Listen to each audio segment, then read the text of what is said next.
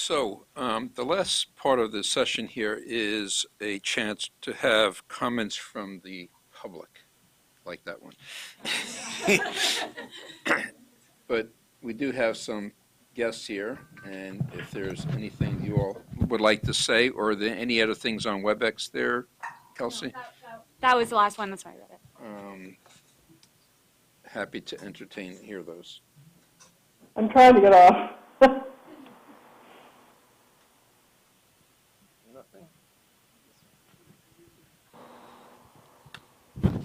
Okay, hi. I'm Dara Blackman-Demner from the National Institute of Justice. And again, want to thank all the presenters and the committee for for a really interesting day. And I've just been sitting here sort of trying to pull some of my thoughts together. So I hope that this is coherent, but I'm just sort of thinking from the perspective, so we're one of the funders of this study and just thinking about some of the broader purposes and broader questions. So one thing that I know is mentioned in the statement of task and sort of was talked about a little today, but is a particular interest of ours, so I wanted to put back out to the group, is this idea of polyvictimization. And I guess the way I think about it is in a couple of different ways. So one is that this may be a particular at-risk group that would be important to look at.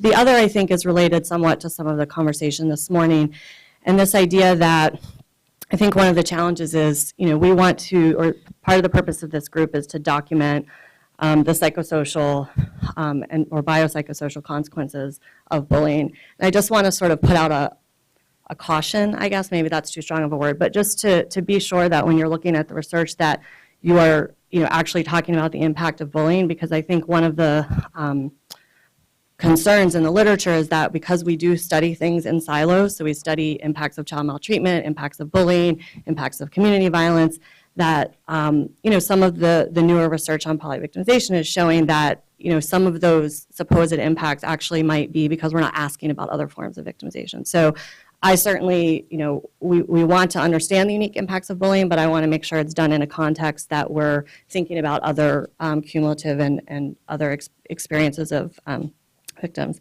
And I think related to that, I believe one of the sort of goals of this group is to sort of learn from other areas, that are related. And I think, some of the points from the last speaker around sexual harassment and how that might apply to bullying is one nice example. This is just something to think about when one of the speakers earlier mentioned coaches or sports as a potential intervention. I just want to throw out, if the group's not familiar, you might want to look at the program Coaching Boys into Men.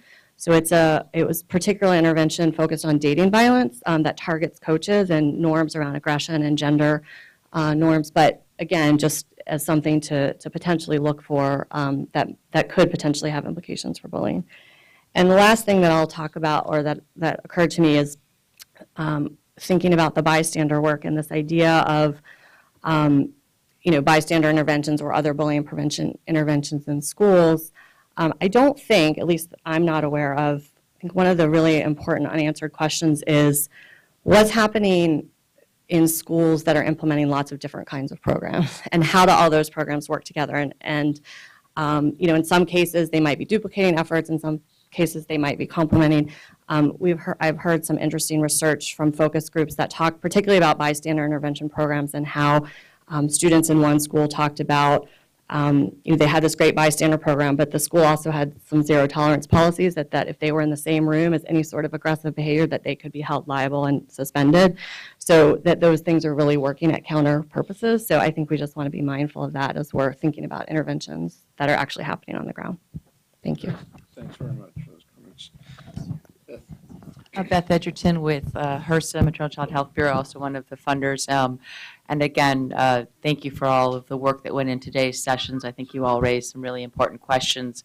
I'm going to speak with for some of the other federal partners that aren't here today, that you have a difficult task in front of you. We realize that there's still lots of gaps and unanswered questions, but we really hope that you can set a framework that we can have some recommendations that are put forward to our agencies that will really help us address the acute need while we try to find more answers. And that's a tough challenge of balancing the science, making some educated recommendations, and setting forth what needs to be, the gaps that need to be filled. So I think that's a main goal of all of ours. But thank you again for all of your thoughtful questions and input.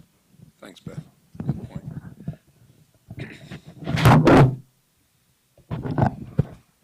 Hi, Deborah Temkin from Child Trends. I think the point that I want to raise, I've been thinking about bullying and bullying prevention for a long time, previously at the Department of Education, now at Child Trends. And I think one of the things I would caution the panel to try to get beyond is sort of the conclusions that we came to at the very first bullying summit back in 2010, which are we need to understand policies better, we need a better definition of bullying, we need better programs. It's 5 years later, we need to get beyond those questions. And some of them have been attempted to be answered, although I don't think satisfactory. The CDC hosted a uniform definition panel that I know, Catherine, you served on, other experts served on, that tried to get to a better definition of bullying and ended up back very close to the original definition of bullying put forward by Olveus.